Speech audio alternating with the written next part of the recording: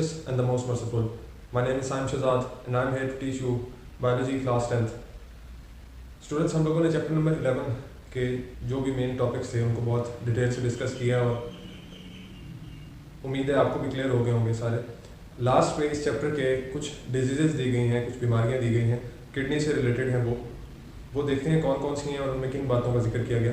तो आज हमारा टॉपिक है डिसऑर्डर्स ऑफ किडनी के अंदर पहला टॉपिक है किडनी स्टोन्स के किडनी स्टोन्स कैसे बनते हैं। ये पहला मेन इफेक्ट है किडनीज को जो कि एक पर्सन की ज़िंदगी में होता है। तो किडनी स्टोन्स क्या होते हैं इनके बारे में देखते हैं ज़रा।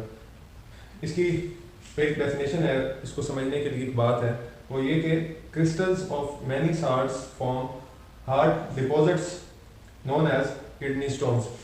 के जब कल के टॉपिक में हमने पढ़ा था कि एक कंसनट्रेटेड यूरिन होता है और एक डाइल्यूट यूरिन होता है। कंसनट्रेटेड यूरिन उस वक्त होता है जब वाटर की कंसनट्रेशन बॉडी में कम होती है। तो कंसनट्रेटेड यूरिन का ज़्यादा बॉडी में मौजूद होना, कंसनट्रेट कर जाना यूरिन का, इस कंसनट्रेशन की वजह से जो वो यूरिन है उसके अंदर क्रिस्टल्स नुमा स्ट्रक्चर बन जाते हैं। क्रिस्टल नुमा स्ट्रक्चर बन जाते हैं किसके? साल्ट्स के। साल्ट्स की डेपोजिशन होना शुरू हो जाती है यूरिन के अंदर क्रिस्टल्स की फॉर्म में। साल्ट्स इकट्ठे होना शुरू हो जाते हैं। किस तरह के salt? Uric acid, urea, phosphate, ammonium, ये जितने भी कुछ साल्ट्स हैं, जब यूरिन ज़्यादा कंसनट्रेट हो जाता है तो वो क्रिस्टल्स की फॉर्म में इस यूरिन में डिपॉजिट होना शुरू हो जाते हैं।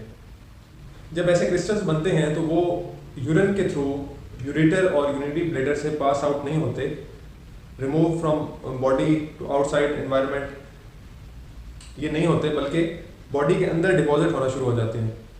बॉडी के अंदर किस जगह पर डिपॉजिट होंगे? या किडनी के अंदर, या यूरेटर के अंदर, और या यूरिनरी ब्लैडर के अंदर ही डिपॉजिट हो जाएंगे, बॉडी से बाहर नहीं निकलेंगे।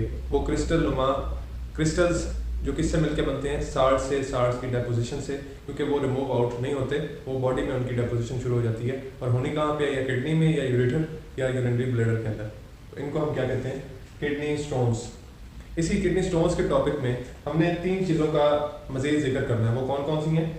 कि इनके कॉजेज़ क्या हैं, इस किडनी स्टोन्स के बनने की क्या वजह है, सिम्टम्स क्या है, किस तरह पता चलता है कि ये बीमारी इंसान को है, या क्या अलामात हैं इसकी, ट्रीटमेंट इसका क्या है, इसका इलाज क्या है। तो सबसे पहले है कॉजेज़ में हम देखते हैं कि क्या वजूहत हैं जिनकी वजह से ये क्रिस्टल्स बनते हैं। तो इसके कॉजेज़ में पहली चीज़ तो एज है कि बढ़ती उम्र के साथ किडनी स्टोन्स बनने के चांसेस ज़्यादा होते हैं।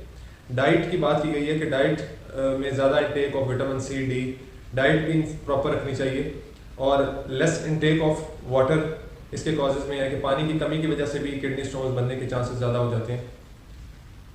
बार बार यूरिनरी ट्रैक्ट जो है उसके अंदर इन्फेक्शन हो जाना, ये भी इसकी वजह बनती है। अगर हम कुछ ग़िज़ाएँ सख्त ग़िज़ाएँ लेते हैं जो ज़्यादा इनमें नमकियात होती हैं, ज़्यादा मिर्चों वगैरह की चीज़ें लेने से जो यूरिनरी ट्रैक्ट में इन्फेक्शन बनते हैं वो बार बार बने तो इसके चांस बढ़ जाते हैं। और अल्कोहल कंजम्पशन की वजह से भी इस किडनी स्टोन्स के चांसेस बढ़ जाते हैं। तो ये चीज़ें सारी इसके कॉजेज़ में हैं कि ये वजह बनती हैं किडनी स्टोन के बनने की। उसके बाद सिम्टम्स हैं कि क्या अलामात ज़ाहिर होती हैं। तो जो निचला हिस्सा है एब्डोमेन का, उसके अंदर शदीद दर्द महसूस होती है इस किडनी स्टोन की वजह से। वॉमिटिंग भी इसकी होती है, इसकी वजह से होती है, और फ्रीक्वेंट यूरिनेशन भी होती है इसकी वजह से। तो ये कुछ इसके सिम्टम्स हैं इस डिज़ीज़ के, जिससे कुछ अलामात यानी इसकी ज़ाहिर होती हैं कि ये बीमारी या ये मसला किडनी स्टोन्स मौजूद हैं बॉडी के अंदर। उसके बाद ट्रीटमेंट है कि इसका ट्रीटमेंट किस तरह किया जा सकता है इस डिज़ीज़ का। तो वो ये है कि 90% इसका इलाज जो है वो वाटर से, अगर वाटर आप ज़्यादा मिकदार में कंज्यूम करते हैं तो 90% चांसेस हैं कि आपका जो किडनी स्टोन है वो रिमूव हो जाए।